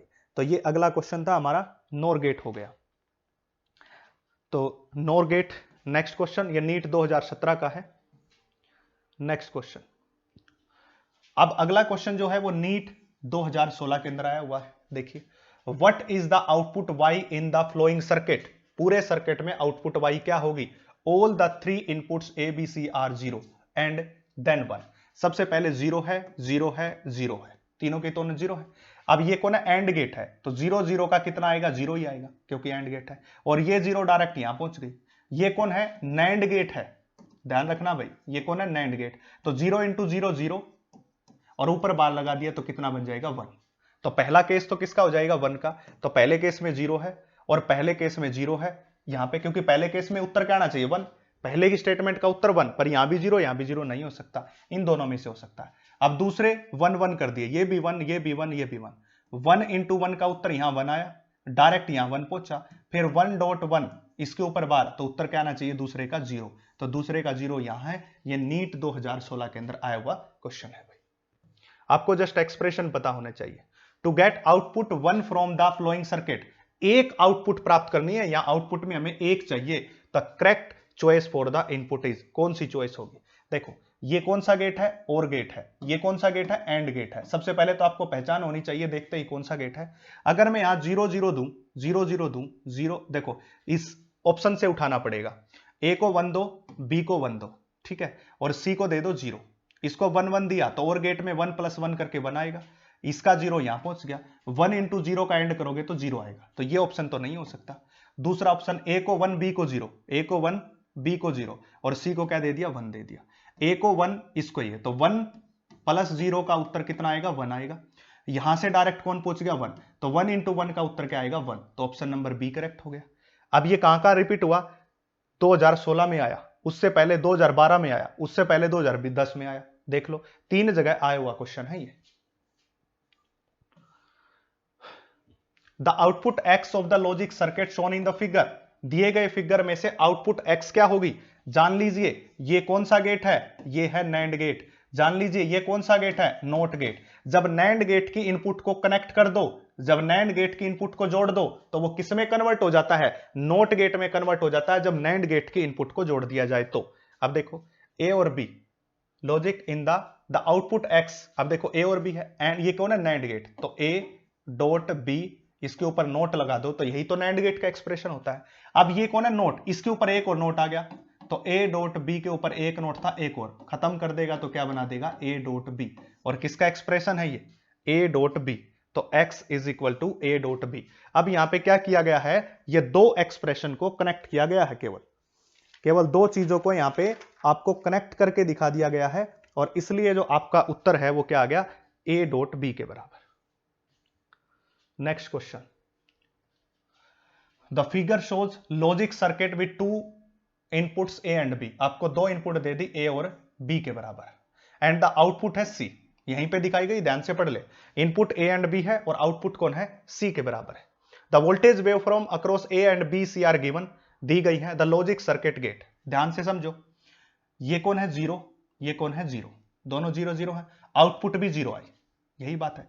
जब किसी सर्किट में आप जीरो और जीरो देते हो और उसके आउटपुट भी जीरो आए, कौन से में हो सकती है, और गेट में जीरो प्लस जीरो करोगे तो जीरो आ सकता है, एंड गेट में जीरो इंटू जीरो करोगे तो आ सकता है, नोर गेट में जीरो प्लस जीरो किया तो जीरो और उसके ऊपर बार तो वन आएगा। नैंड गेट में अगर आपने इसके बारे में किया तो नैंड गेट क्या करेगा, जीरो इंटू जीरो जीरो और उसका आउटपुट में क्या निकाल देगा, वन के बराबर निकाल देगा ऐसे। तो इसका मतलब ना तो नोर गेट हो सकता ना नैंड गेट हो सकता, दो तो घट गए। दूसरे केस में वन है, यहां जीरो है, मतलब एक इनपुट वन हो एक इनपुट जीरो, तो आउटपुट कितनी आनी चाहिए, वन। किस में आएगी, और गेट में जीरो प्लस वन को करोगे तो वन आएगा, पर एंड गेट में जीरो इंटू जीरो करोगे तो जीरो आएगा, तो मैच नहीं कर रहा कौन, एंड गेट भी, तो उत्तर कौन बच गया, नोर बच गया। दो ही से मिल गया, तीसरे की जरूरत ही नहीं। 2012 का क्वेश्चन है भैया। Next question, the output forms of NAND gate is divided into two parallel and feed to another NAND gate. The resulting gate is, ये जो रिजल्टिंग गेट बना है ये कौन सा गेट बना है, ये आपको बताना है, जो आपके सामने दिखाई दे रहा है, यानी कि उसकी फीड को उसके अंदर कनेक्ट कर दिया गया है। जब ऐसा कर दिया जाए तो कौन सा गेट बनेगा, इस बात की हमें पुष्टि करनी है, इस बात की हमें पुष्टि करनी है। देखो ये गेट कौन सा है, नोट गेट है। अगर आपको नहीं मालूम, डायरेक्टली याद होना चाहिए कि ये एक्सप्रेशन एंड गेट का है, अगर नहीं मालूम तो चेक कर लीजिए। ये कौन है भाई आपके सामने, ये है जी नैंड गेट, और जब नैंड गेट की इसको कनेक्ट कर दिया जाए तो क्या बनता है, नोट गेट बनता है। ए यहां से बी यहां से, तो क्या बना, ए और बी डॉट, और इसके ऊपर क्या लग गया, बार, क्योंकि नैंड गेट है, नैंड गेट का एक्सप्रेशन ही है। आगे एक और नोट आ गया, आगे एक और नोट आ गया, तो नोट आ गया तो ए डॉट बी, एक नोट पहले एक और, तो बचा क्या, ए डॉट बी बचा। अब ए डॉट बी किसका एक्सप्रेशन होता है, एंड गेट का होता है। चेक कर लो, कर्नाटका नीट 2013 के अंदर आया हुआ क्वेश्चन है, चेक कर लीजिए आप इस प्रकार से। Symbolic representation for logic gate, ये कौन सा है, और है, ये कौन है, नोट है, ये कौन है, नैंड है। ध्यान से देखना, यहां डॉट दिखाई दे रहा होगा, और ये कौन है, ये एंड है। मिला लीजिए कौन सा ऑप्शन सही है, चारों के नाम लिख दिया आपके सामने। The device that can be act as complete electronic circuit, एक ऐसा डिवाइस जो कंप्लीट इलेक्ट्रॉनिक सर्किट का काम करता है उसको इंटीग्रेटेड सर्किट कहते हैं। 2010 में आया हुआ है, बट अब सिलेबस से बाहर है, आपके सिलेबस में क्वेश्चन नहीं बनेगा। लास्ट क्वेश्चन है आज के सेक्शन का। The flowing figure shows logic gate circuit which is two input A and B and output Y. The voltage waveform A B Y are given as, इस प्रकार से दी गई है। ए बी तो ये है और वाई इसके आउटपुट है, कौन सा ये सर्किट होगा ये पता करना। ध्यान दीजिए, ए को 1 लिया और इसके बाद बी को भी 1 लिया, आउटपुट क्या आनी चाहिए, 0। जब ए और बी को 1 लेते हो तो आउटपुट 0 बननी चाहिए, तो ऐसा कब हो सकता है, क्या नोर गेट के साथ हो सकता है। नोर गेट में क्या करोगे, 1 + 1 ऊपर बार 0 हो सकता है, और गेट में 1 + 1 होके 1 ही आएगा, 0 नहीं बन सकता आउटपुट, तो इसलिए ये उत्तर तो नहीं है। एंड गेट में 1 × 1 1 होगा, 0 नहीं बन सकता, ये उत्तर भी नहीं है। नैंड गेट में 1 × 1 1 आया, उसका नोट लगा के 0 हो सकता है, तो ये उत्तर होगा या ये उत्तर होगा, दो तो एलिमिनेट। अब दूसरे पे पहुंचो, दूसरे पे एक होगी 0 वैल्यू और दूसरी भी क्या होगी, 0, पर आउटपुट में क्या आना चाहिए, 1। आउटपुट में क्या आना चाहिए, 1। जब नोर गेट का 0 + 0 करोगे तो 0, उसके ऊपर नोट तो 1 आ सकता है। एंड गेट का भी 0 × 0 और उसके ऊपर नोट 1 तो आ सकता है, तो ये दोनों फिर से बन सकते हैं। तीसरे पॉइंट पे पहुंच जाओ, इस पॉइंट पे ए की वैल्यू 0 पर बी की वैल्यू 1, आउटपुट दोनों का मिला के कितना बनना चाहिए, 1 बनना चाहिए। देखिए अगर 0 + 1 को मिलाया, पहले और गेट के लिए लिख रहा हूं, नोर गेट के लिए, तो कितना आया, 1, इसके ऊपर बार लगा दिया तो उत्तर बनेगा 0, ठीक है। बट नैंड गेट में 0 × 1 किया तो उत्तर आया 0, इसके ऊपर बार किया तो 1, ये किसका एक्सप्रेशन हो गया, नैंड गेट का हो गया। देखो तीसरे पे मिल गया, पहले पे निकाला तो 2 एलिमिनेट हो गए, दूसरे पे कोई एलिमिनेट हुआ, तीसरे पे देखा तो 1 बच गया, बाकी सारे एलिमिनेट हो गए, ये भी नहीं हो सकता, तो नैंड गेट इसका उत्तर है। मेंस 2010 के अंदर ये क्वेश्चन पूछे गए थे, तो आज हमने ये पूर्ण आहुति इस पूरे के अंदर डाल दी। तो आप इस लेक्चर्स को जो है शेयर कर दीजिए और इसके बाद फैला दीजिए, पूरे यूट्यूब चैनल पे आग लगा दीजिए। आप कृपा कीजिए और पूरे चैनल को जो है सब्सक्राइब कर लीजिए, ताकि ऐसे ऐसे लेक्चर आपके लिए लेके आए। पूरी मेहनत इस पे लगती है, बहुत दिनों का ये काम है, कोई एक दिन में ये काम नहीं हुआ। बहुत टाइपिंग में टाइम लगता है, उसके बाद कुछ टाइपिंग में एरर हो जाती है तो उनको ठीक करना पड़ता है, सिस्टम में टेक्निकल चीजों में वो हो जाती है। तो इसलिए सपोर्ट कीजिए, हेल्प कीजिए, आपकी हेल्प से हम आगे बढ़ेंगे और इससे आप जैसे बहुत सारे बच्चे हैं जो अफोर्ड नहीं कर पाते फीस, हम उनको बिल्कुल फ्री ऑफ कॉस्ट प्रोवाइड करेंगे। तो धन्यवाद, आज के लिए इतना ही।